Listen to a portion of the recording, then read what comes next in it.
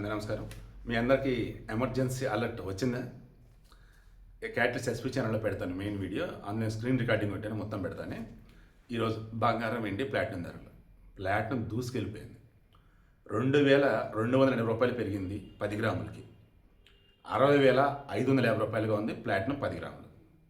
Then వెండి, ఇది కూడా 5,000 రూపాయలు పెరిగింది, 2,70,000 రూపాయలుగా ఉంది. బంగారం, ఇది పెరిగింది, 330 రూపాయలు పెరిగింది 10 గ్రాములకి, 1,50,930. దెన్ 22 క్యారెట్ గోల్డ్ 300 రూపాయలు పెరిగింది, 1,38,350.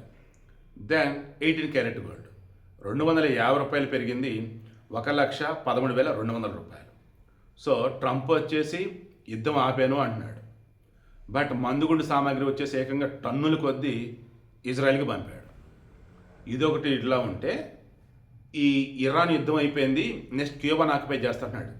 కంపు చేస్తున్నాడు అనకూడదు, కానీ నాకు తెలిసి ఈ 21st సెంచరీలో ట్రంప్ అంత worst person, worst politician, president నాకు తెలిసి ఎక్కడా లేడు. త్వరలో ఇది ప్రూవ్ అయింది. నేను మరలా చెప్తున్నా, ట్రంప్ పూర్తి టెన్యూర్. మనకి ఇక్కడ వచ్చేసి 5 years కదా, అక్కడ వాళ్ళకి వచ్చేసిందంటే 4 సంవత్సరాలే ఆ ప్రెసిడెంట్ ఉండేది. ఐఎమ్ షూర్ ఈ రెండోసారి ఆయన ఖచ్చితంగా అయితే పూర్తికాలం ఉన్నాడని నేనైతే అనుకుంటూ ఉన్నాను.